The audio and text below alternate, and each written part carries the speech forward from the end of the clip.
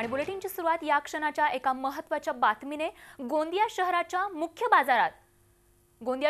मुख्य बाजारपेठेत असलेल्या बिंदल थाट हॉटेलला भीषण आग लागली आहे आणि या हॉटेलमध्ये 10 ते 15 लोक अडकले असल्याची शक्यता हॉटेल मालकांनी वर्तवली आहे। पहाटे 4 वाजताच्या सुमारास लागलेल्या आगीवर नियंत्रण मिळवण्याचं काम या ठिकाणी सुरू आहे आणि त्यासाठी गोंदिया, अदानी आणि तुमसरमधून अग्निशमन दलाला बोलवण्यात आलं आहे। सुमारे 200च्या आसपास पोलीस आणि अग्निशमन दलाचे कर्मचारी घटनास्थळी दाखल झाले आणि या संदर्भात अधिक माहिती जाणून घेऊयात। माधव चंदनकर आमचे प्रतिनिधी सध्या घटनास्थळाहून आपल्या संपर्कात आहेत।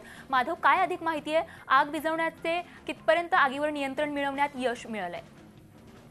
निश्चितपणे ही आगीचं तांडव खूप मोठ्या प्रमाणात होतोय। या दृष्टिकोनातून जिल्ह्यातील पुरी अग्निशमन व्यवस्था पाहता भंडारा जिल्ह्यातील काही अग्निशमन दलाचा सुद्धा याच्यामध्ये मदत घेण्यात आली। यामध्ये अदानी समूहाकडून पण या ठिकाणी मदत घेण्यात आलेली आहे। आता जी महत्त्वाची बातमी समोर येत आहे की या ठिकाणी एक शव येथील जे कर्मचारी होता त्याचा एक शव बाहेर काढण्यात आलेला आहे।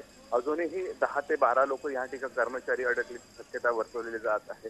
एकंदरीतच आतापर्यंत नियंत्रण मिळवता आलं नसलं तरी अजून किती लोक यामध्ये अटकलेले आहे याचं कारण स्पष्ट होऊ शकलेलं आहे। मात्र या दृष्टिकोनातून प्रशासनाचे त्यांना बाहेर काढण्याचे प्रयत्न सुरू आहेत। माधव, शर्थीचे प्रयत्न या ठिकाणी अग्निशमन दल करतोय, मात्र काय अडचणींचा सामना सध्या आगीवर नियंत्रण मिळवण्यासाठी करावा लागतोय?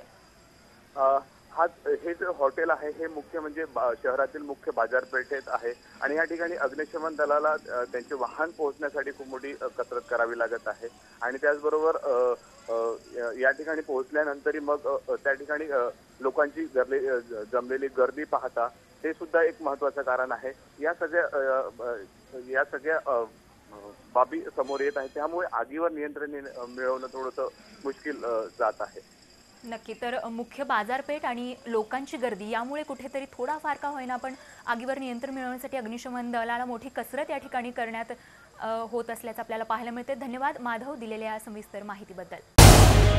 झी 24 तास रहा एक पाऊल पुढे।